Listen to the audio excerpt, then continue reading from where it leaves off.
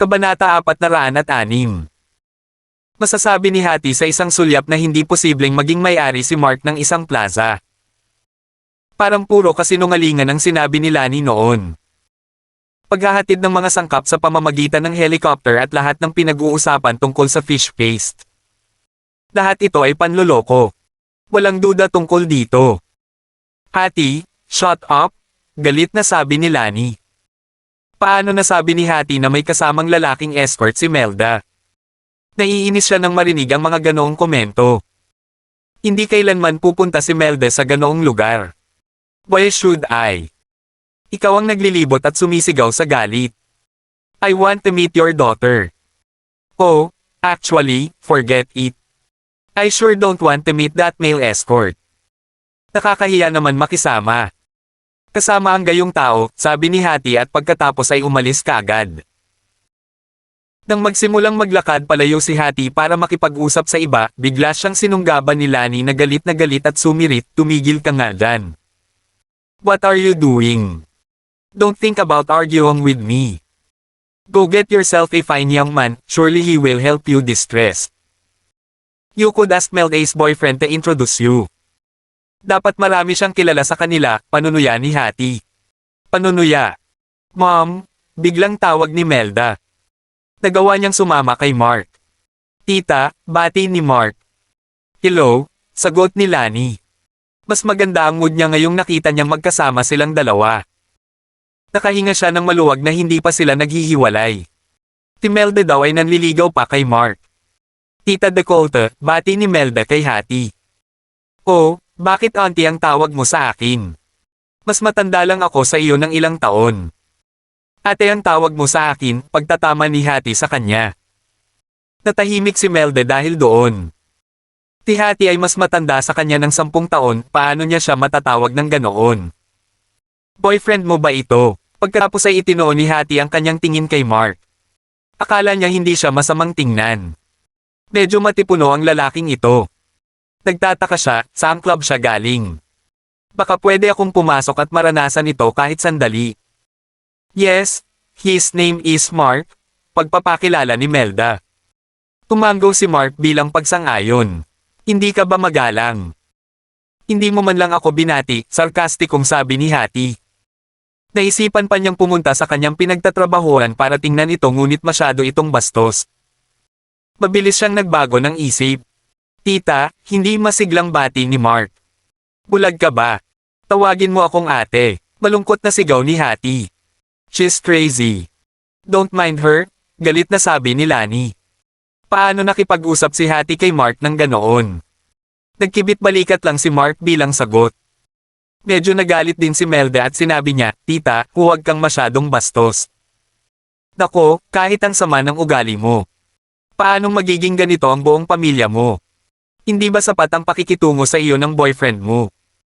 Baka kasi nakakakilabot ang ugali mo, panunuya ni Hattie. Ganon dapat. Kung hindi, paano sila madaling magalit? You're also rude. Whatever, hindi nakita kakausapin, sabi ni Hattie habang papaalis na siya. Tapat na ang ipinakita niya. Alam niyang kalokohan ang kasintahan ni Melda, naramdaman niyang superior siya. Nga pala, sabi ni Lani may-ari ka daw ng helicopter. May oras ka bang ihatid ako? Nagpa siya si Hattie na kutsain pa. Siya ay naging walang galang sa kanya, kaya ipapahiya siya nito. Walang pilot na available sa ngayon, kaya hindi namin ito malilipad.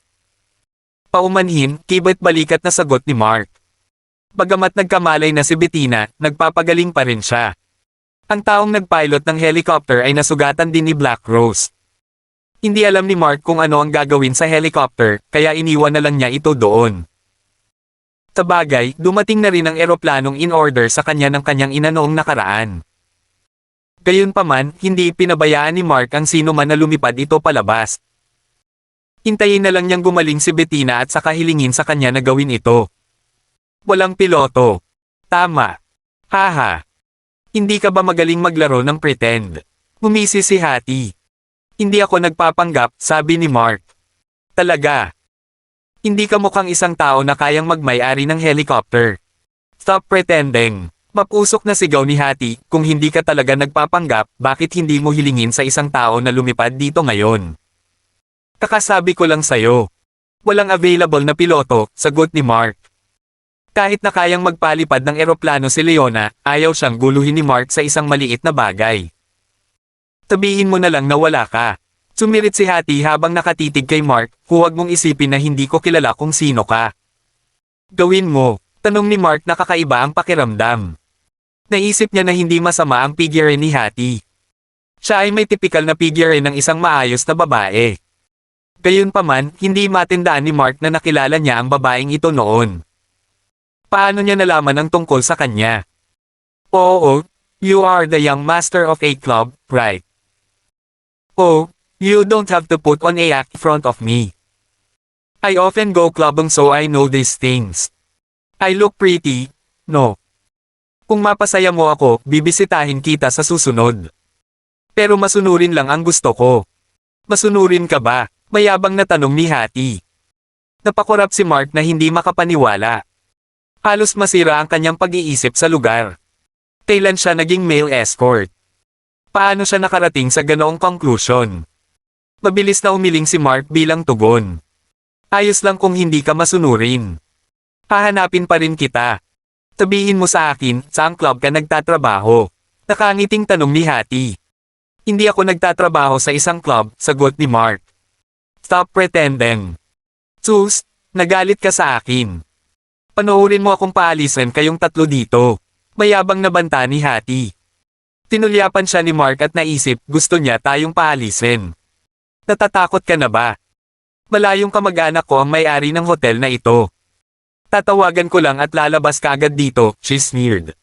Naintindihan na ni Mark. Kamag-anak siguro ni Linden ang babaeng nasa middle-aged na ito, ang lalaking nakilala niya sa parking lot kanina. Ayaw na ni Mark na makipag-usap pa sa isang mayabang na babae. Kaya, sinabi niya, whatever. You've asked for it. Huwag kang magsisi. Sumigaw si Hattie, napapadyak sa galit. Ano ang sinabi niya sa iyo? Lumapit si Melda kay Mark kalaunan, na curious. Sabi niya itatapon niya tayo, dismissive na sabi ni Mark. Dumilim ang mukha ni Lani dahil doon. Ang may-ari ng hotel na ito ay malayong kamag-anak ni Hattie, na pagtanto ni Lani. Baka makikout talaga sila. Anong gagawin natin? Kakasimula pa lang ng party, nag-aalalang tanong ni Lani. It'll be alright, pag-aaliw ni Melda sa kanyang ina. Si Mark naman ay kalmado. Ano ang dapat katakutin? Well, come on then. Isama natin si Mark sa tatay mo, sabi ni Lani nang medyo gamaan ang pakiramdam. Akala niya siguro kilala ni Mark ang may-ari ng hotel dito. Pagkatapos ng lahat, ang pamilya ni Mark ay nagmamay-ari ng isang helicopter na nagkakahalaga ng 10 milyong dolyar. Pagkatapos noon, pinuntahan ni Mark ang ama ni Melda kasama niya. Bago umalis sa party, kailangan niyang magpabilib sa kanya. Sumakay si Hattie ng elevator at nagkataong nakasalubong niya sina Linden at Trisha. Linden. Ang tagal na kitang hindi nakikita. Kamusta? Mabilis na inayos ni Hattie ang kanyang ekspresyon at nagtanong. Siya ay malayong kamag-anak nito, ngunit bahagi siya ng pamilya Allen, isa sa 4 na pinakadakilang sambahayan. Hindi siya mangangahas na magpakita ng anumang kawalang galang. I've been alright. Dumalo ka ba sa party? Mahinang sabi ni Lindan. Para sa kanya, mahirap lang na kamag-anak si Hattie, at hindi man lang siya nag-abalang batiin siya. Oo. Girlfriend mo ba to? She's so pretty, puri ni Hattie. Ang ganda talaga ni Trisha. Ang kanyang anyo at hitsura ay kamangha-mangha. Nahiya naman si Trisha dahil doon at hindi na umimik. May problema ba? Tanong ni Lindan. Medyo nasiyahan siya sa papuri ni Hattie kay Trisha. Nang marinig ito, walang kahihiyang sinabi ni Hattie, may isang maliit na kumpanya na nagdaraos ng party sa 2 palapag. Ang ilan sa mga tao doon ay mga basura. Lindan, maaari mo bang tulungan akong paalisin sila? Kumunat ang noo ni Lindan. Walang karapatang tanungin siya ng babaeng ito. Aling kumpanya ito? Tanong ni Lindan. Maliit na kumpanya lang, walang importante. May nakakainis din talaga. Mark ang pangalan niya o ano? Oo, Mark. Mukha siyang escort, bale. Napakasungit niya at inasar niya rin ako. Lindan. Dapat ipaghiganti mo ako, sabi ni Hattie. Tinulyapan siya ni Linden at ngumisi. Kahit na mabait si Mark, hindi na niya aasarin ang ganitong klaseng babae ngayon, hindi ba?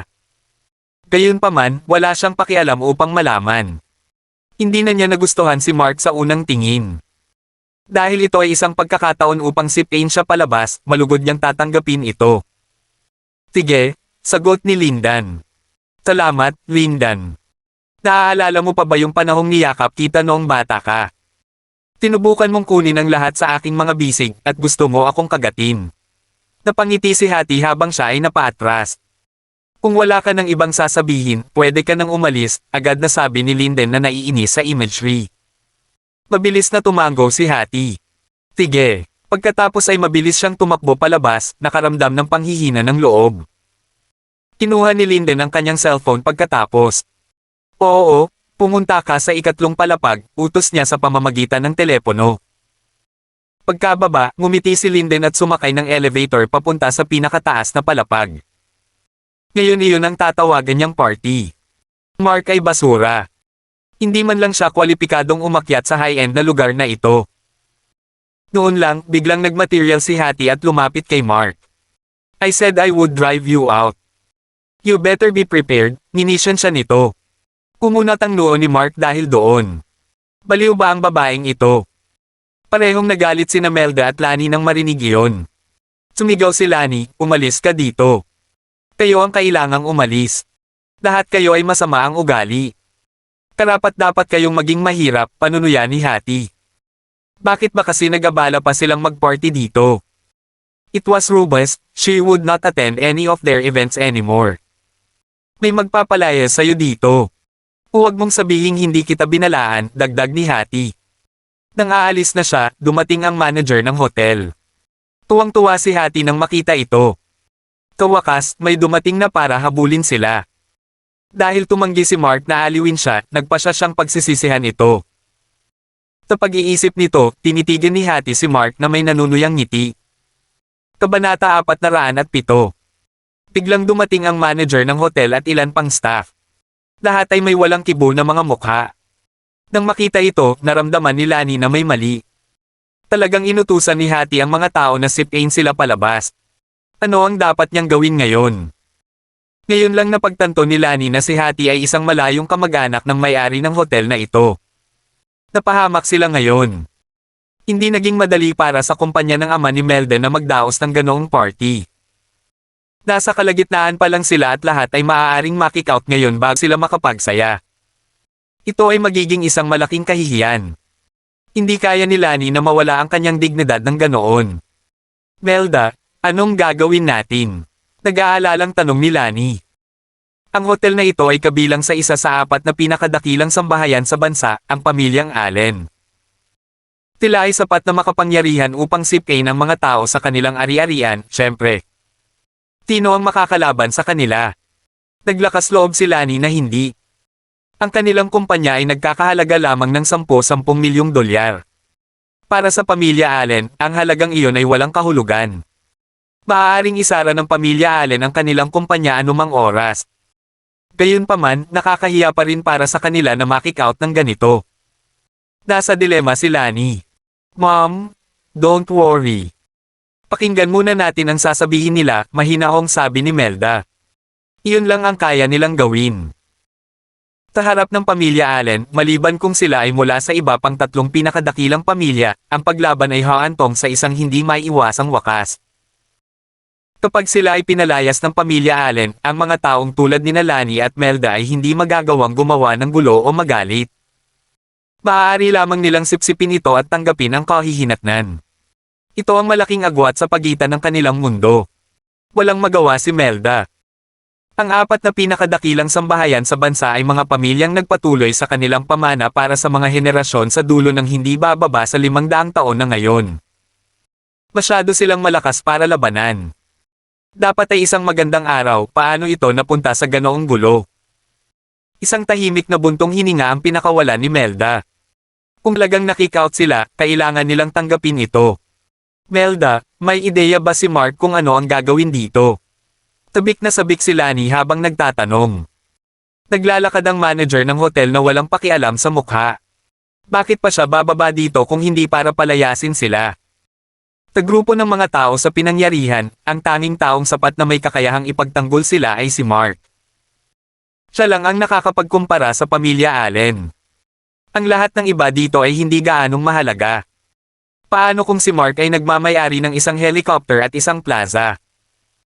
Pagkatapos ng lahat, ang pamilyang Orleans ay hindi bahagi ng apat na pinakadakilang sambahayan. Dapat mayroong ilang bilyong dolyar sa pamilya ni Mark. Gayunpaman, para sa pamilyang Allen, ang halagang iyon ay dapat mabilang na wala. Ang may-ari ba ng hotel na ito ay magliligtas sa pamilya Orleans ng ilang dignidad kahit na hindi sila kilala? Kung sino mang ordinaryong tao ang kalaban nila, sapat na ang kayamanan ni Mark para takutin sila. Pero sa pagkakataong ito kasama ang pamilya Allen bilang kalaban, ito ay hindi alam ni Lani kung ano ang iisipin ngayon. Hindi ko alam, galit na sabi ni Melda. Kahit na si Mark ay hindi bahagi ng apat na pinakadakilang sambahayan, nakita niya ang lakas ni Mark sa kanyang sariling mga mata. Napakalakas ni Mark.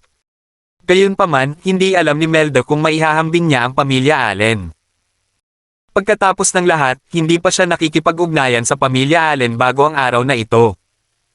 Hindi niya maisip kung gaano kaitikot ang pamilya Allen. Alam niya lang na may kakayahan si Mark, ngunit hindi niya alam kung gaano kalaki ang agwat sa pagitan niya at ng pamilya Allen. Nag-aalalang tumingin si Melda kay Mark. Nang sa wakas ay dumating ang manager ng hotel, ang mukha ni Harry ay nabuo ang isang kakilang-kilabot na pagngisi. Ako ang manager ng hotel. Kailangang matapos na ang iyong party dito. Ihanda ang lahat at hilingin sa lahat na umalis sa lugar sa loob ng 10 minuto, mataimtim na sabi ng manager. Ibinigay ng manager ang mga utos na iyon nang walang pakialam. Tinadya niyang itaboy ang lahat sa pagkakataong ito. Personal siyang tinawagan ni Linden para paalisan ang lahat dito. Kaya eto, tinutupad niya ang utos ni Linden. Kung tutusin, pag-aari nga ng pamilya ni Linden ang hotel. Tino ang maglalakas loob na pabulaanan siya. Nauna nang hinailan ni Linden ang parehong pagkabansot dito at gumawa ng malaking kaguluhan. Gayunpaman, walang nagawa ang manager ng hotel kundi sundin siya. Ito ay isang utos mula sa pamilya Allen pagkatapos ng lahat. Walang nang-ahas na kalabanin sila. Walang sino man ang may lakas ng loob na kumilos ng ligaw sa teritoryo ng pamilya Allen. Kung hihilingin nila na gusto nilang may makaalis sa kanilang lugar, ang taong iyon ay kailangang umalis kaagad. Nasaraan ng loob si Lani dahil dito. Inutusan talaga ni Hattie ang mga tao na sipain sila palabas. Pinagsisisihan niya ang pakikipagtalo sa kanya ngayon, iniisip na dapat ay pinananatiling mas malamig ang ulo niya. Ngayong nagsalita na ang pamilya Allen, kailangan nilang umalis sa isang paraan o sa iba pa. Kumunat ang noo ni Melda. Hindi pa rin alam ng iba pang mga taong naruroon kung ano ang sitwasyon nila. Manager, nasa kalagitnaan pa lang kami ng party namin. Paano kami mapapalis ng ganito? Bakit hindi namin bayaran? Magkano ang tama na? Nag-aalalang tanong ni Lani noon. Napakalaking gulo. Muntik nang masiraan ng loob si Lani dahil hindi niya inaasahan na makakatagpo siya ng mga ganitong problema. Pakiramdam niya ay agad siyang bumagsak sa ilalim. Oh, Lani, magkano ba ang iaalok mo? Walang halaga ang pera na maibabayad mo sa pamilya Allen. Sa kanila, walang kwenta ang kakarampot mong pera, sabi ni Hattie, naiipit ang boses sa pang-aalipusta. Anong biro? Ang mga taong ito ay nag-book ng buong restaurant at nag-order pa ng alak at lahat. Ito ay nagkakahalaga ng halos 7 o 800,000 dolyar. Magbayad man sila ng isa pang milyon, wala pa rin itong halaga sa pamilya Allen. Lalong nabalisa si Lani at mabilis niyang sinabi, please don't do this. We were wrong now, I'm sorry. What do you mean by you're sorry? Does that make everything okay? I came here to chat with you with good intentions, but what attitude did you give me? Now that there are consequences, you're suddenly sorry. Napangisi si Hattie. Napakasarap ng pakiramdam niya ngayon nang makitang ganito ang ugali ni Lani. Ako, nawala nang masabi si Lani sa mga sandaling iyon. Hindi siya nakaimik. Napabuntong hininga, naisip niya sa sarili, kailangan ko ba talagang umalis ng ganito? This is so shameful. Nay. Tinubukan ni Melda na pakalmayan ang kanyang ina ngunit siya ay nagngangalit. Bakit gusto mo kaming paalisin? Pinayaran namin ang oras namin. Tigaw ni Melda habang nakating sa manager at kay Hattie. Melda, don't say that. This is the Allen family we're dealing with. We can't afford to mess with them, sabi ni Lani at nagmamadaling hinablot si Melda.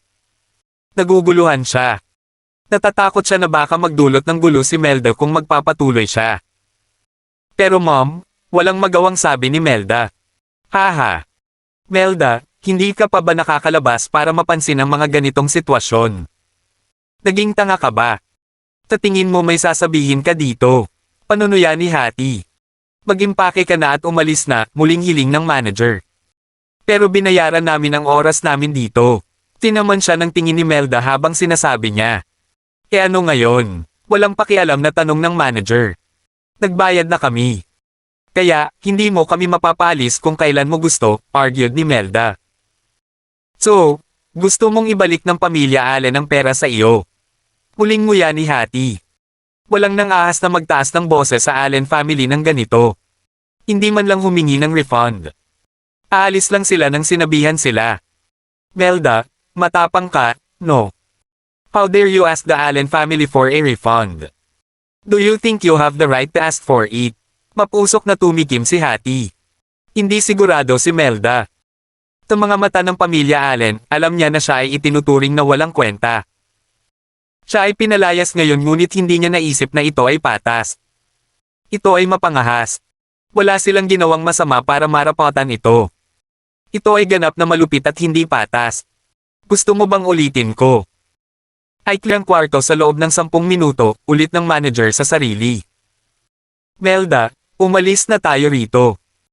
Hindi natin kayang masaktan sila, yaya ni Lani, at kumikirot ang kanyang puso. Sa katunayan, sa harap ng mga pamilya tulad ng Allen, walang puntong lumaban.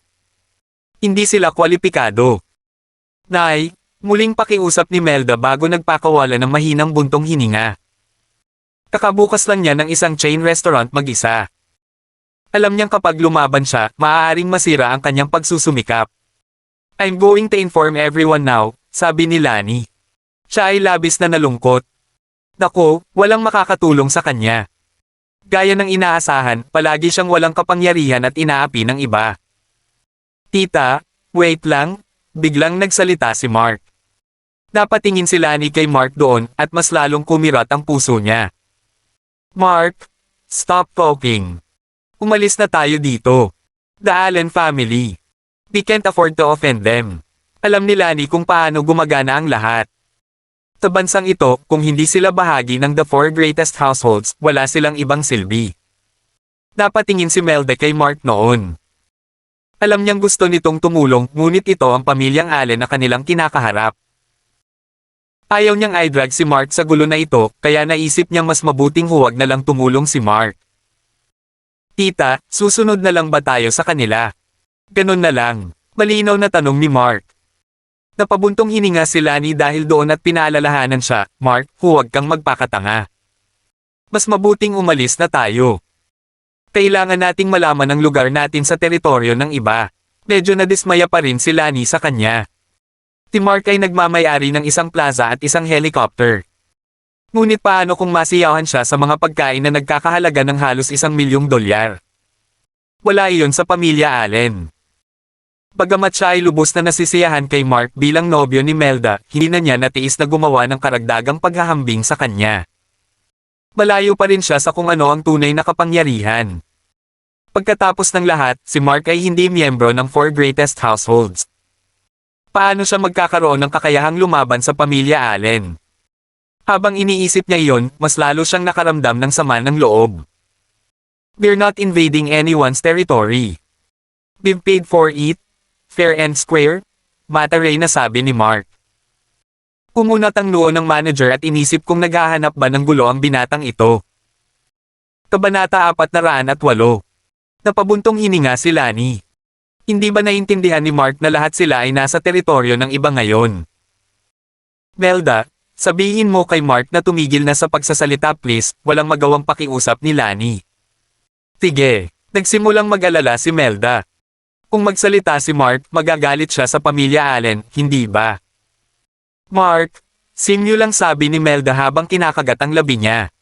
Magiging okay din, nakangiting pag-asa ni Mark. Nakahinga naman ng maluwag si Melda dito at umiling, okay, I believe you. Pakiramdam niya ay binalot siya ng seguridad. Matagal nang nanatiling walang asawa si Melda. Alam niyang gusto niyang manatili sa ganoong paraan at huwag nang magpakasal dahil hindi maibigay sa kanya ng mga lalaki ang pakiramdam ng seguridad na matagal na niyang inaasam. Gayunpaman, napagtanto niya kamakailan na maaaring si Mark ang lalaking iyon para sa kanya. Ang mga simpleng salitang binitiwan niya ay nag-alab sa kanyang kaluluwa. Mom, let Mark handle this, anatag na sabi ni Melda kay Lani. I think we better leave it alone, Melda. We really can't afford to offend them, giit ni Lani na may mapait na tono. Paano kaya nila haharapin ang isa sa apat na pinakadakilang sambahayan? Halos wala na sila sa paningin nila. Bata pa si Mark at masyadong confident. Hindi niya lubos maisip kung gaano kahirap ang sitwasyon. Mas mabuting huwag silang gumawa ng anumang padalos-dalos. Kung hindi man, kung sakaling masaktan nila ang pamilya Allen, hindi maisip ni Lani kung ano ang kakilakilabot na kahihinatnan na maaari nilang tiisin. Mom, Mark will handle this. Don't worry. Tiin si Melda. Siguro kilala ni Mark ang ilan sa iba pang miyembro mula sa 4 greatest households. Kung gagawin niya, maaari silang makatakas ng hindi nasaktan. O kung hindi, kung sila ay kicked out sa dulo, ang negosyo ng ama ni Melda ay malamang na matapos. Malalaman ng lahat na kahit papaano ay nasaktan nila ang pamilya Allen. At kung may lumabas na balita, sinong nasa tamang pag-iisip ang maglalakas loob na magtrabaho sa kanilang kumpanya noon? Dahil kung sa huli ay nagpasya silang magtulungan sa kabila nito, nangangahulugan ito na hindi nila sinasadyang nasaktan ang pamilya Allen. Sa pangkalahatan, hindi ikokompromiso ng mga ordinaryong tao ang kanilang sarili ng ganoon. Titigil na lang sila sa pakikipagtulungan sa kumpanya ng kanyang ama at pagkatapos, tuluyang malugi ang kumpanya. Na kung bakit ang anumang naganap sa araw na ito ay lubhang mahalaga. Nagpakawala ng galit si Lani. Alam niyang hina niya mapipigilan pa si Melda. Handa lang siyang humingi ng tawad ng taos puso hanggat kaya niya at umaasa na hindi na itutuloy pa ng pamilyang Allen ang pagtatalo nila ni Mark. I'm sorry to trouble you, Mark, malumanay na sabi ni Melda. I'm glad to help, sagot ni Mark habang nakatingin sa likod niya nang makita niya ang mapupulang labi ni Melda, sumagi sa kanyang isipan ang mga imahe ng nangyari sa pagitan nila kanina. Hinailan na talaga ni Melda si Mark sa banyo. Nang makita ang mapang akit na titig na itinuro sa kanya ni Mark, mabilis siyang tumalikod at nahiya. Pakiramdam niya ay parehong nagiging matapang si Mark sa mga sandaling iyon. Stop being such a fool already. Are you all playing dumb? Kailangan ko bang ipaalala sa inyo kung kaninong ari-arian kayo? Nagsimulang manguyam si Hattie. Tanga ba ang lalaking ito? How dare he act so recklessly sa harap ng pamilya Allen? Naghahanap talaga siya ng gulo, hindi ba? Iyo ba? Mataray na tanong ni Mark. Kamag-anak ko to. May makapangyarihan ka bang kamag-anak gaya ko? Pagmamalaki ni Hattie. Mas may kontrol siya sa sitwasyon kaysa sa kanya, sigurado siya dito. Pinaramdam nito sa kanya na nakahihigit siya. Well, sinabi mo lang na kamag-anak mo iyon. Hindi mo man ito pag-aari, kaya ano ba talaga ang ipinagmamalaki mo? Tanong ni Mark sa kanya. How dare you? Manager, paalisin mo na sila dito ngayon. Tigaw ni Hattie bilang ganti sa kanyang pang-iinsulto. Tumango ang manager at sinabing, don't let me repeat myself. Umalis ka na o harapin ang kahihinatnan. Ibinalita niya ito sa publiko ng malakas sa pagkakataong ito. Ito ang simula ng gulo. Tisipain sila ng manager kahit anong mangyari. O, pakisabi. Ano itong mga kahihinatnan na sinasabi mo? Walang pakialam na tanong ni Mark. Alam niya na hindi siya maaaring panatilihing mababa ang profile ngayon. Kung hindi siya gumawa ng isang bagay tungkol dito sa pagkakataong ito, maaaring malagay sa alanganin ang kumpanya ng ama ni Melda. Kumunat ang noo ng manager at sinabing, this feels like deja vu to me. You know, may iba pang nagtanong niyan dati. Ano ang nangyari sa taong iyon? Curious na tanong ni Mark. Isang walang magawang buntong hininga ang pinakawala ni Lani. Siya ay medyo petrified sa sandaling ito. Narinig na niya ang bagay na ito dati. Kung tutuusin, ang taong binanggit ng manager ay isang taong kilala niya. Tinasabing ang taong ito ay isa ring boss na may net worth na daan-daang milyong dolyar. Gayunpaman, nalasing siya at nagkagulo. Sa oras na iyon, ito rin ang manager na humiling sa kanya na umalis. Lasing na ang amo kaya hindi niya alam ang ginagawa niya noon. Kaya, nabasag niya ang isang ashtray sa hotel. Isa lang. Pagkatapos noon, nabuhusan siya ng malamig na tubig ng isa niyang kaibigan na agad namang nagpakalma sa kanya. Sa oras na naproseso niya ang kanyang ginawa, siya ay mukhang nakakatakot. Ang manager, gayunpaman, ay tahimik lang na nakatingin sa kanya. Nauwi sa pag-iyak ang amo at nawala ng 50 milyong dolyar. Tungkol naman sa kumpanya ng amo, misteryosong nawala ito kinabukasan. Ito ay medyo isang bangungot. Sa pamamagitan lamang ng pagsira ng isang ashtray lamang sa ari-arian ng pamilya Allen, nawala na ang lahat sa amo. Naasar siya sa takot, walang pakialam na sagot ng manager. Para sa kanya, hanggat ang taong pinagbabantaan niya ay hindi miyembro ng iba pang 3 pamilya sa gitna ng 4 na pinakadakilang sambahayan, hindi niya sila aliwin. Wala silang halaga. Magsasalita pa sana si Lani pero napatigil siya sa oras, nakaramdam siya ng gulo. I'm giving you one last chance to leave this place quietly, ang sabi ng manager kalaunan. Bahagyang ngumiti si Mark at naisip, ito ay talagang hindi isang simpleng bagay. Let's go out and talk about this, mungkahi ni Mark. Hindi angkop na pag-usapan ang mga bagay na tulad nito sa maraming tao sa paligid nila dahil magdudulot sila ng kaguluhan. Ang usaping ito ay maaaring ayusin ng pribado. Anong karapatan mong magmungkahi niyan? Tinggal ni Hattie. Si Mark ay hindi nag-iwas ng tingin sa kanya. Pag-aayos ng tingin sa manager, nagpatuloy siya, so, what do you say? Pumunat ang noo ng manager at nagtanong, do you think you have something to offer to null and void this? He thought disdainfully, ano ang gustong gawin ng lokong ito? Gusto ba niya akong suhulan? Mataray na tinuya ni Mark, nasa iyo kung gagawin ko o hindi. Alinmang paraan, hindi mo malalaman hanggat hindi natin ito pinag-uusapan, di ba? Natatakot ka siguro, manager. I have to say, you are very bold. You'll get something nasty coming to you tomorrow if you keep speak to me like this. Kung gulo ang gusto mo, I promise you, I will deliver, the manager warned with a nagtatampo na ekspresyon. Tapos, tumalikod na siya at naglakad palabas. Tinimulang kutsay ni Hattie si Mark pagkaalis ng manager. Naghahanap ka talaga ng gulo, no? Hindi ba mas mabuting makinig na lang sa utos at umalis? Siya ay struggling sa bingit ng kanyang kamatayan, kung paano pathetic. Kahit lumuhad sila sa harap niya at magmakaawa, hindi niya sila pagbibigyan ng awa. Tinaman siya ng tingin ni Mark at agad na lumabas para makipagkita sa manager. Lani, your family is so stree Wednesday. Your son-in-law is pretty useless, di ba? Hindi nga siya marunong mag-appreciate ng favors, panunuya ni Hattie.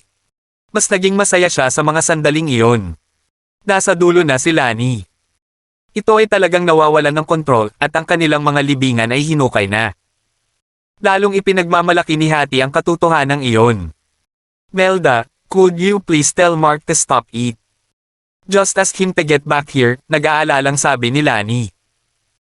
Kailangan niyang bumalik dito kung hindi ay lumala ang sitwasyon. Si Mark kaya ay maaaring mag-alok sa kanila ng isang paraan sa dulo. Napaisip si Lani. Mom, stop it. Just trust him, all right. I'm sure he can settle this, kumpiyansang sabi ni Melda. Naniwala siya kay Mark. Kanina lang siya nanatiling kalmado na ibig sabihin ay siguradong may plano na siya. Nako, umaasa lang ako. Paano siya makakatulong? Ipinahayag ni Lani ang kanyang desperasyon. Tila ay tapos na para sa. Kung hindi nila niresolbo ang usaping ito ngayon, giging mas magulo lang. Nagsisi siyang hindi kaagad umalis ngayon. Siya ay ganap na screwed kanyang sarili ngayon. Ito ay nagiging mas at higit pa sa kamay. Ma, bakit hindi ka naniniwala kay Mark? Alam mo namang napaka-capable niya diba? Ganting tanong ni Melda. Isang buntong hininga naman ang pinakawala ni Lani dahil doon. Hattie, however, burst into laughter and started to mock, believe in him. Who the hell would believe garbage like that? He's nothing but trash to the Allen family. Actually, you know what? He doesn't even deserve to be their basura. Hoy, Napabuntong hininga si Melda sa galit. Ano ba? Sasampalin mo ba ako? Halika na nga, suntukin mo ako if you dare. Umakbang si Hattie, nanunuya habang papalapit kay Melda. Galit na galit si Melda sa puntong ito. Nakataas na ang kamay niya at handa ng hampasin. Gayunpaman, natakot si Lani sa mga kahihinatnan at mabilis na binalaan, Melda, huwag kang padalos-dalos. Kapag sinaktan mo siya, tapos na tayo. Nagawa niyang pigilan si Melda sa tamang oras. Napawungol si Melda sa galit dahil doon. Tinabihan siya ng kanyang ina na huminto kaya syempre, kailangan niyang makinig. Gayunpaman, hindi nito napigilan ang Katie na bugbugin si Hattie. Ang bait ng nanay mo. If you dare to hit me, I promise to end you. You're a grown-up already, you have to wake up. You can't afford to mess with someone like me, singgal ni Hattie.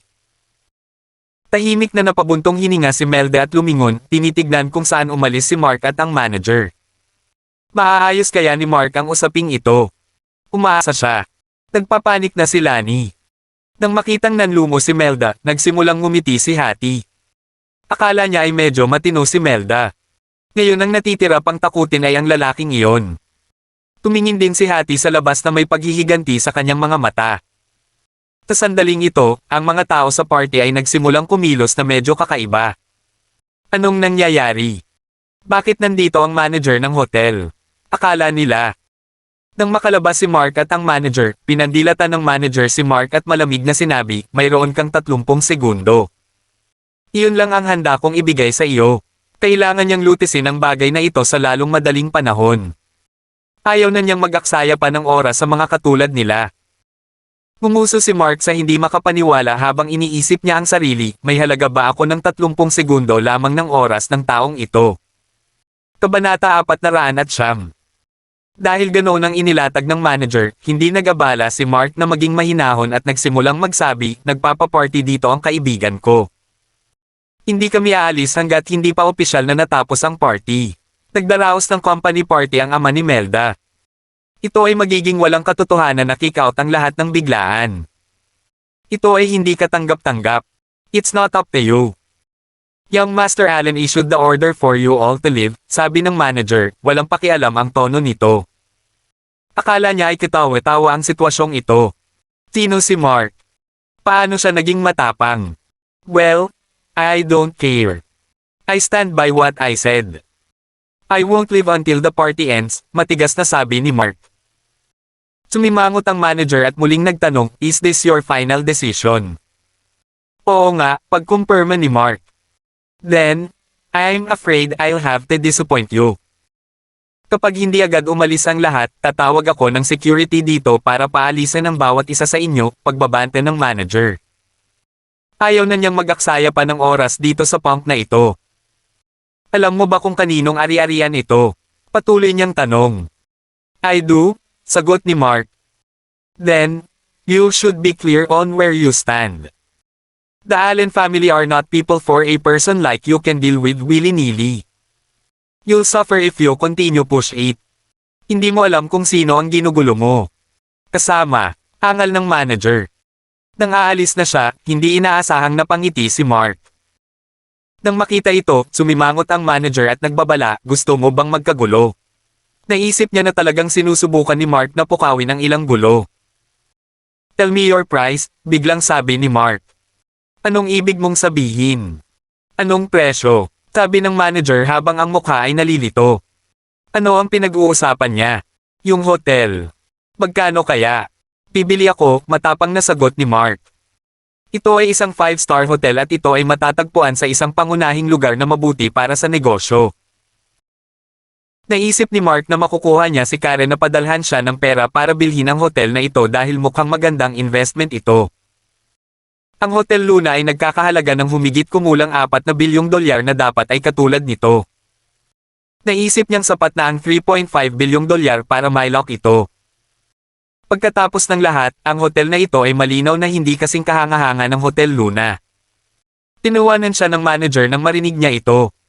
He then taunted, "What are you talking about? Are you kidding me?" Natuwa siya sa isyatiba ni Mark na bilhin ang hotel, isang 5-star hotel noon. Ang amo nito ay mula sa pamilya Allen. Tino ang mangangahas na bumili ng kahit ano mula sa kanila. Hindi talaga alam ng batang ito ang kanyang limitasyon. Wala akong mapapala sa pagbibiro ngayon, di ba? Tanungin mo ang amo mo. Magkano ang handa niyang ibenta? Kukunin ko, hirit ni Mark. Nagdilim ang mukha ng manager at nagsimula siyang sumigaw, naiintindihan mo ba kung ano ang ipinapanukala mo ngayon? Kung nandito si Young Master Allen, putol na ang braso mo ngayon. Tiguradong nabalian na ni Linden ang braso ni Mark. Ang pagbili ng hotel na ito ay isang direktang insulto sa pamilya Allen. Ito ay hindi tulad ng sila ay kapos sa pera. 10 milyong dolyar ay wala sa kanila. Higit pa rito, hindi maganda ang pananamit ni Mark.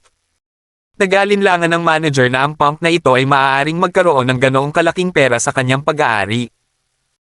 Well, hindi ka masyadong magaling sa business negotiations, di ba? You're turned down a chance to earn money, walang pakialam na sagot ni Mark sa kanyang pagbabanta. How dare you throw out these insults?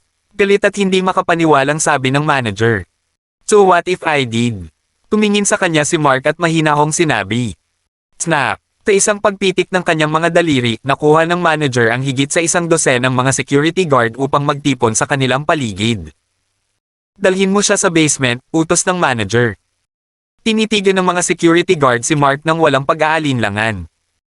Tinapunan lang sila ni Mark ng matipid na tingin at sinabing, fine. Let's continue our conversation there then. Maya-maya, dinala siya sa basement. Tingnan mo ang ugali niya. Halika na, baliin mo ang mga panya. Utos ng manager sa mga guard. May mga bakal na tubo sa kanilang mga kamay, si Mark ay agad na napalibutan ng mga ito. He reiterated, hold on. I only came down with you to talk. Ayokong makipag-away. Humisi ang manager, talk. Please, do you think you're worth enough to do that? Kunin mo siya. Kung ganon, mag-away tayo. Tigaw ni Mark nang magsimulang sugurin siya ng mga gwardya. Tinipan ni Mark ang sikmura ng paparating na lalaki. Peray! Ulalas ng lalaki habang lumilipad mula sa malakas na sipa. Nakuha ni Mark ang bakal na nalaglag niya at ipinagpatuloy ang pakikipaglaban sa iba. Makalipas ang 3 minuto, si Mark at ang manager na lang ang nakatayo. Ang 10 pang bodyguard ay pawang nakahandusay sa lupa. Si Mark ay sinanay sa labanan. Sa isang bakal na tubo sa kamay, hindi siya matatalo. Walang makapagtatanggol sa sarili laban sa kanyang mga suntok. Pagkatapos, nagsimulang maglakad si Mark patungo sa manager, marahang hinawakan ang kanyang balikat gamit ang isang dulo ng steel pipe. Nanatiling kalmado ang manager sa kabila ng pagsimangot sa kanyang mukha at nanunuya, inaamin ko na mayroon kang ilang mga kahangahangang pandaraya. Gayunpaman, walang silbi ang lahat. Mayroon ka bang lakas ng loob na saktan ako? Walang paraan na tatamaan siya ng punk na ito. Hindi siya mangangahas na suntukin ang manager ng hotel ng pamilya Allen. Ang paghampas sa kanya ay katumbas ng pang-iinsulto sa pamilya Allen, kaya hindi niya akalaing gagawin ito ni Mark. Sabihin mo sa young master mo na bumaba dito. Bibili ako ng hotel sa kanya, utos ni Mark. That is just plain ridiculous, you brat. How dare you? Naputol ang boses ng manager at umindayog ang katawan nang matamaan siya ng bakal na tubo. Namutla ang mukha niya sa isang iglap. Sabihin mo sa young master mo na bumaba. Naririnig mo ba ako? Mas agresibo ang pag-ulit ni Mark sa pagkakataong ito. Wala na siya sa mood na maghintay pa. Naghahanap ka ng gulo, alam mo ba? Napawungol sa sakit ang manager. Paano niya mabibigo ang ganoong kadaling gawain? Tatanggalin na lang daw niya lahat sa party. Sampal. Tinampal ni Mark ang mukha ng manager. Wala siyang pakialam sa sinabi ng manager. Suwayan ang utos niya. Sampal. Pagtatapos ng tanong. Nataranta ang manager nang dumating ang tibo. Hindi pa siya nataman sa buong buhay niya. Tahimik lang siyang tiningnan ni Mark. Ayaw na niyang mag-aksaya pa ng oras. Itinutok niya ang bakal na tubo sa kamay ng manager at nagbanta, tatawagan mo ba siya o hindi? Okay. Tatawagan ko siya. Tigaw ng manager, takot na takot. Pakiramdam niya, kapag nakipag-away siya kay Mark, mawawala ang kamay niya. Mabilis niyang kinuha ang kanyang cellphone at tinawagan si Lindan. Good, sabi ni Mark. Hindi nagtagal ay natapos ang tawag. Kamusta na? Naiinip na tanong ni Lindan. Young master, Medyo nagkakarobal tayo, napaatras ang manager. Anong problema? Bakit ang inutil mo? Umungol si Linden mula sa kabilang dulo. Kaya lang. May gustong bumili ng hotel dito. Nauutol na sabi ng manager. Bumili ka ng hotel. Nagbibiro ka. Tumawa si Linden sa kabilang side. Young master, gusto niyang pumunta ka at makipag-usap sa kanya tungkol sa bagay na ito, mahinang tugon ng manager. Pag-usapan.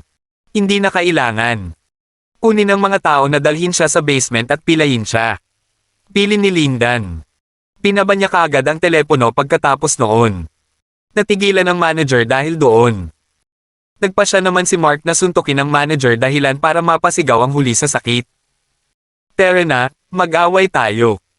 Nang marinig ito, nagmamadaling idinihil muli ng manager ang numero ni Lindan.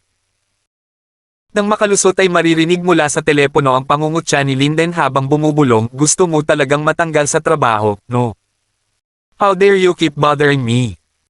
I'm sorry, young master, pero nasa basement siya. Nabugbog niya tayong lahat, nagmamadaling paliwanag ng manager. Oh, gulat na sambit ni Lindan. Young master, please bumaba. Hindi na magtatagal. Gusto ka lang niyang makausap, giit ng manager. How interesting. Sige, kumuha ka muna ng ibang tao para makipag-deal sa kanya, medyo occupied ako ngayon. Bumaba na ako kapag available na ako, ani Lindan. Napangiti si Linden sa narinig niya. Joke ba ito? May isang taong talagang matapang na bumili ng kanyang hotel. Gaano katanga ang taong ito? Wait, young master. Please, I am in his mercy, pakiusap ng manager. Ano? So, nasa tabi mo na ba siya? Kumunat ang noo ni Lindan. Mukhang may kakayahan ang taong ito. Nagawa niyang bugbugin ang mahigit 10 tao ng sabay-sabay at nag-propose pa siyang bilhin ang kanyang hotel. Oo, nasa tabi ko siya. Hinihingi niya ang presyo, patuloy ng manager. Tatingin mo ba ibebenta ko pa to? Tabihin mo sa kanya na huwag gumawa ng gulo. I can kill him in more ways than one. Banta ni Lindan.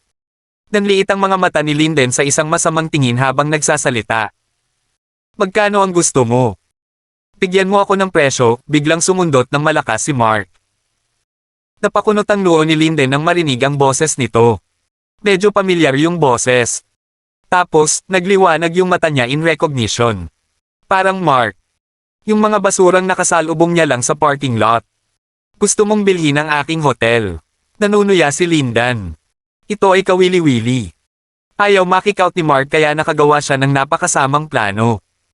Pero kailangang ibigay sa kanya ni Linden, medyo magaling siyang makipaglaban. Nagawa niyang bugbugin ang mahigit 100 security guard ng sabay-sabay. I do. State your price, sagot ni Mark.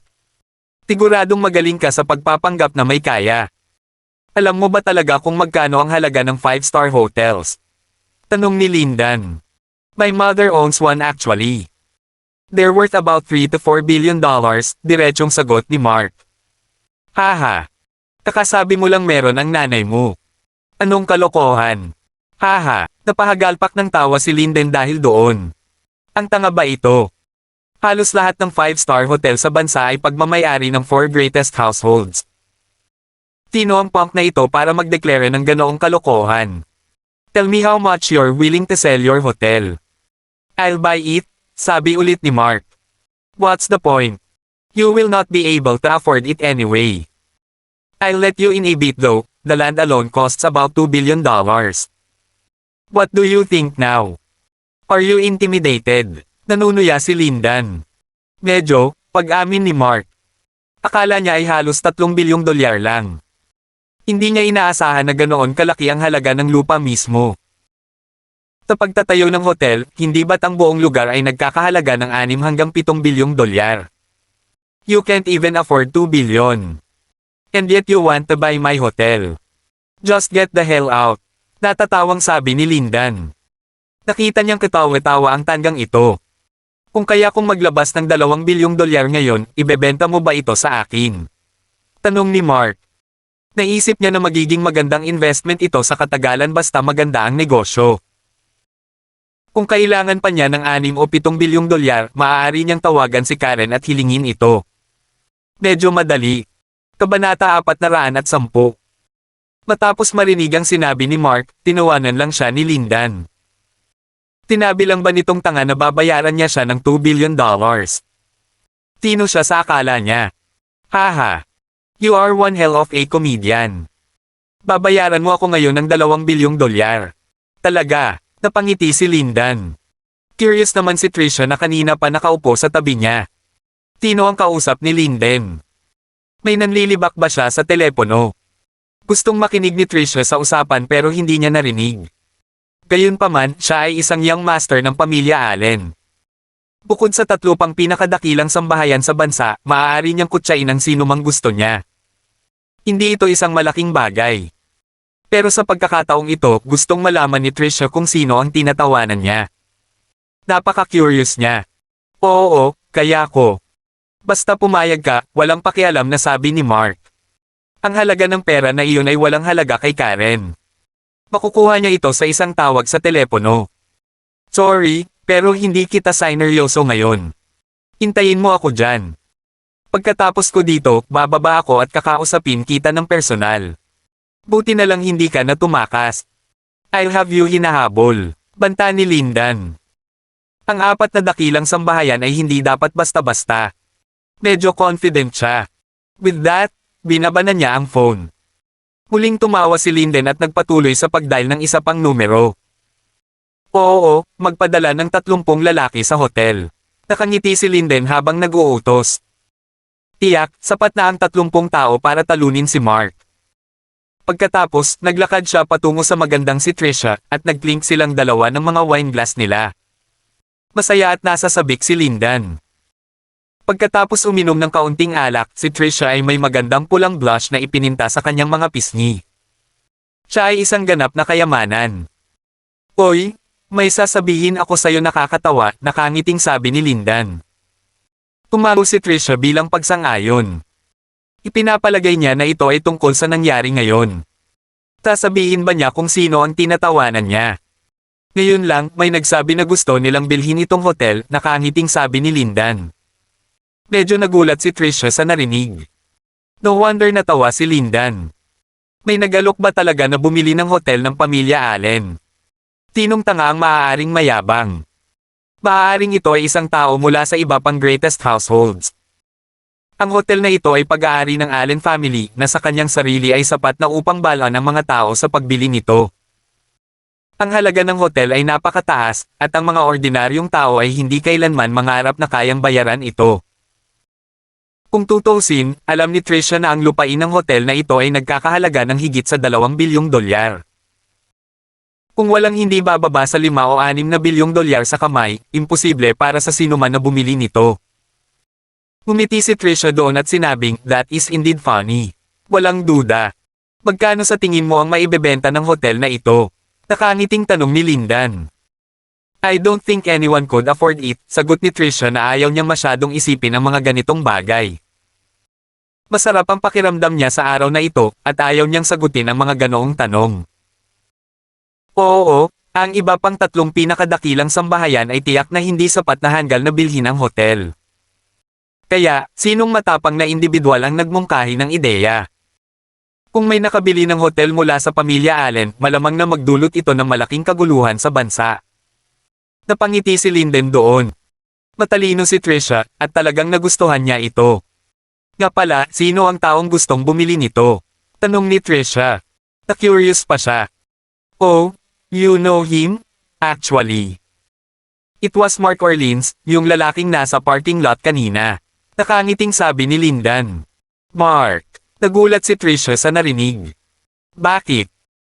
Alam niyang maraming asset si Mark, kaya siguradong hindi problema para sa kanya na magbayad ng hanggang 5 o 6 na bilyong dolyar. Pagkatapos ng lahat, nawalan siya ng $2.5 bilyong sa huling pagkakataon na parang wala lang. Tiyak na nagawa niyang maglabas ng pera para mabili ang hotel na ito. Pero bakit niya gustong bilhin ang hotel ng pamilya Allen? Hindi ba alam ni Mark na ang pamilya Allen ay isa sa 4 greatest households sa bansa? Talagang sinusubukan niyang pukawin ang gulo. Hindi maintindihan ni Trisha kung bakit. Ano ba? Sa tingin mo ba mabibili niya ang hotel ko? Bahagyang pang-aasar ni Lindan. Sa oras na ito, ang kanyang isip ay puno ng maruruming pag-iisip tungkol kay Trisha. Si Trisha ay mukhang talagang napakasarap ngayon. Tamang-tama sa kanya ang gown na suot niya, showing off her stunning curves. Marami na siyang nakasamang babae. Gayunpaman, si Trisha lang ang babaeng nagparamdam sa kanya ng kakaiba. Well, natigilan si Trisha. Hindi niya alam kung paano sisigot. Kung oo ang sagot niya, magagalit kaya si Linden. Ilalabas ba niya ang galit niya kay Mark? Kung gagawin niya iyon, hindi ba ito magiging kasabwat niya sa pananakit kay Mark? Maingat na sumagot si Trisha, hindi, sa tingin ko ay hindi niya kaya. Kinailangan ni Trisha na makipag-ugnayan kay Mark para balaan siya sa sitwasyon. Maaaring hindi alam ni Mark kung gaano kalakas ang pamilya Allen. Delikado ang paglalaro ng apoy. Ang apat na pinakadakilang sambahayan ay nasa tuktok ng food chain. Kung may nangahas na umahan laban sa kanila, ito na ang katapusan ng kabilang partido. Masyado silang makapangyarihan. Kahit gaano pa kayaman si Mark, sa harap nila, kailangan pa rin niyang maging low profile. Napangisi si Linden dahil doon. Labis siyang nasiyahan sa sagot nito. Cheers, sabi ni Linden habang nakikipagsalamin kay Trisha. Nakahinga siya ng maluwag at naisip, Mark, anong ginagawa mo? Gayunpaman, napagtanto niya na ang kanilang pag-uusap ay narinig ng isa pang magandang babae. Nakakunot ang noo ni Linden habang pinagmamasdan ang dilag na dumaan sa kanya. Nanliit ang mga mata nito sa kanya bilang pagkilala. Kilala niya ang babaeng iyon. Sino yun? Tanong ni Trisha. Ang mga dingding ng babaeng iyon ay tila nababalutan ng hindi maarak na yelo. She's Cheryl from the Champ family, malamig na sagot ni Lindan. Ano? Nagulat si Trisha sa narinig. Ang babaeng ito ay isa pang miyembro ng four great households, ang Champ family. Ang pamilyang Champ ay kasing kapangyarihan ng pamilyang Allen. Gayunpaman, ito ang hotel ng pamilya Allen. Anong ginagawa ni Cheryl dito? Huwag kang magmukhang gulat na gulat.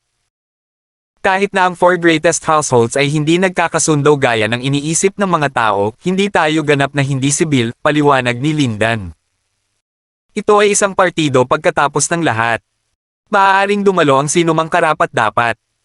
Madalas din siyang dumalo sa mga party na pinangangasiwaan ng ibang pamilya. Hindi naman ito big deal. Ito ay isang bagay lamang na ginawa nila. Nalilito pa rin si Trisha dito dahil hindi siya maaaring gumawa ng anumang paghahambing sa pagitan ng kanyang pamilya at ng iba pang greatest households. Si Cheryl Champ ay isang byudo. Namatay ang kanyang asawa kanina at mayroon siyang 3 taong gulang na anak na babae. Iyon lang ang tungkol sa lahat ng alam niya. Ito ang unang pagkakataon na nakita niya si Cheryl sa laman. Maganda talaga siya at magaling magpasuko ng mga lalaki. 2 beses nang ikinasal si Cheryl. Gayunpaman, ang 2 sa kanyang asawa ay hindi inaasahang namatay hindi nagtagal. Dahil sa sitwasyong ito, takot sa kanya ang ibang lalaking humahanga sa kanyang kagandahan. Si Linden ay walang pagbubukod. Noon pa man ay crush niya ang babaeng ito, ngunit natatakot siyang mamatay sa kamay nito. Hindi ito biro. Ayaw niyang matulad sa 2 nitong namatay na asawa. Kahit gaano pa kaganda si Cheryl, hindi siya naglakas loob na hawakan ito. Let's just drink. Don't worry about her, commendat si Linden habang nagsasalita. Ayaw na niyang pansinin pa si Cheryl. Alright then. Cheers to that, sabi ni Trisha habang kumukumpas ang kanilang mga salamin. Tuluyan nang nawala ng malay si Mark at nagawang lumabas ng basement. Tinadya ni Linden na bugbugin siya at walang intensyon na makipag-ayo sa anumang mga tuntunin. Marahil ay dahil itinuring niya masyadong mahirap si Mark para bilhin ang kanyang hotel. Hindi na mapakali si Mark na maghintay pa doon kaya lumabas na siya. Medyo na-curious pa rin siya. Sino ang mas mayaman sa pagitan ni Karen at ng 4 greatest households? Walang masyadong alam si Mark tungkol sa 4 na pamilya. Ang alam lang niya ay sobrang yaman ng kanyang ina. Nagsimulang maglakad pabalik sa itaas si Mark para hanapin si Melda. Kung titingnan ng oras, dapat ay malapit na matapos ang party. Maaari na rin siyang umalis mag-isa ngayon. Gayunpaman, pagpasok pa lang niya sa elevator, sinalubong si Mark ng isang napakagandang babae. Siya ay hindi kapani-paniwalang napakarilag. Ang asul na damit na suot niya ay nagpakita ng magandang hubog ng kanyang katawan. Gayunpaman, hindi siya pinabayaan ni Mark ng pangalawang tingin. Ang babaeng ito ay naglabas ng lamig mula sa bat. Kinilig naman siya. Ikaw ba ang gustong bumili ng hotel ng pamilya Allen? Biglang tanong ng babae. Oo, ang babae ay si Cheryl. Paalis na siya nang hindi sinasadyang mapansin niya ang usapan ni Linden at Trisha. Akala niya medyo nakakatawa din. Mark Orleans. Hindi pa siya nakarinig ng ganoong pangalan. Walang masyadong mayayamang tao na may apelyidong Orleans sa bansang ito. Kaya, paano naisip ng gayong tao na bilhin ang hotel na ito? Isa pa, nagulat din siya. Bakit siya nagsasalita na para bang siya ay mula sa isang marangal at mayamang pamilya? Si Mark ay mukhang isang uri na mayroon lamang $300 sa kanyang bulsa. Sa totoo lang, baka mas mababa pa iyon. Mukha siyang hamak at mahirap. Karaniwang hindi gaanong pinapansin ni Cheryl ang chismis ngunit sa araw na ito, naaliw siya. Hindi siya makapaniwala na may nagsabi talaga na gusto nilang bumili ng hotel sa pamilya Allen. Ito ay katawa-tawa. Siya ay mula sa pamilya Champ. Siyempre, naisip niya na ito ay katawa-tawa.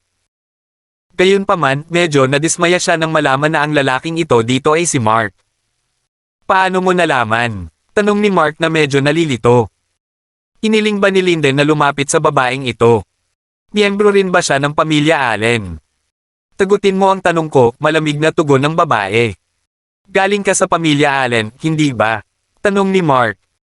Kumunat ang noo ni Cheryl sa implikasyon at itinama, no, I'm not. I'm a member of the Champ family. The Champ family. Tikat ka ba? Tanong ni Mark. Forget what they doing, keep on doing.